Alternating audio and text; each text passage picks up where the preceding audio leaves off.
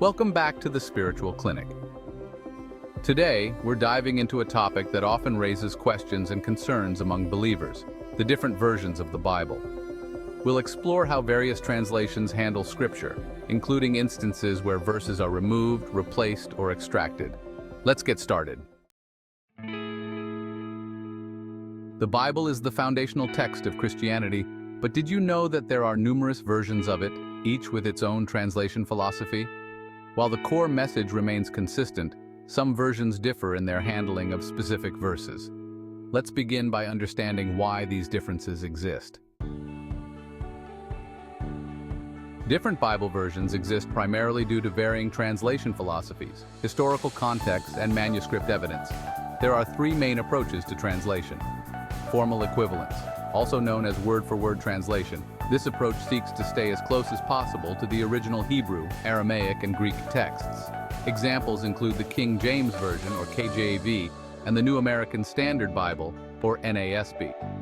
Dynamic equivalence, also called thought-for-thought translation, this approach aims to convey the meaning of the text in a way that's understandable to modern readers.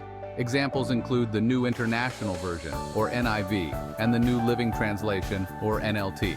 Paraphrase. This approach offers a more interpretive rendering of the text, aiming for readability and modern relevance. Examples include the Message and the Living Bible. Some Bible versions omit or bracket certain verses due to differences in manuscript evidence. Let's take a look at a few examples. Matthew 17, verse 21, KJV versus NIV. KJV, howbeit this kind goeth not out but by prayer and fasting. NIV, this verse is omitted, with a footnote explaining that it's not found in the earliest manuscripts. Mark 16, verses 9 through 20, the longer ending of Mark.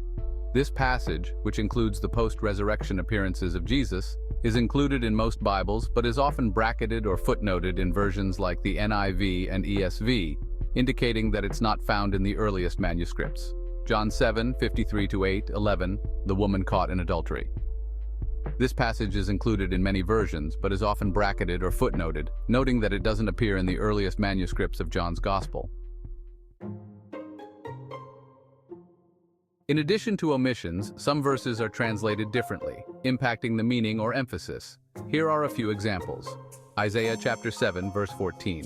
KJV, behold, a virgin shall conceive and bear a son. NRSV, look, the young woman is with child and shall bear a son.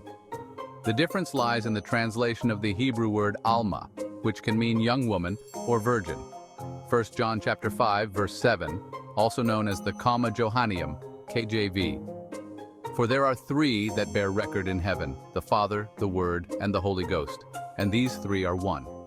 ESV NIV. This phrase is either omitted or significantly shortened, with a footnote explaining that the longer version is found only in later manuscripts. So what do these differences mean for believers? It's important to remember that no major doctrine of the Christian faith is affected by these variations. The differences often arise from translators' decisions to rely on the earliest and most reliable manuscripts available. However, these variations can influence how certain passages are interpreted and understood. For example, the removal or bracketing of verses can prompt deeper study and encourage believers to explore the historical and textual context of the Bible. With so many versions available, how do you choose the right one for you? Here are a few tips. Consider your purpose. If you're doing deep study, a more literal translation like the NASB or ESV might be best. For devotional reading, a dynamic equivalent like the NIV or NLT could be more accessible.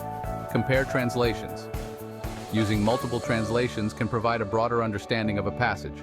For instance, comparing the KJV, NIV, and NLT can reveal different nuances in the text. Check footnotes.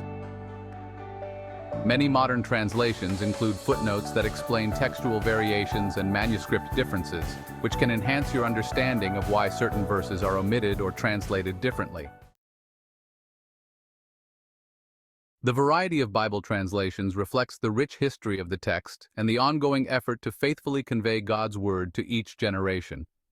While some versions differ in their treatment of specific verses, the central message of the Bible remains intact and powerful. Thank you for joining us on this exploration of Bible translations.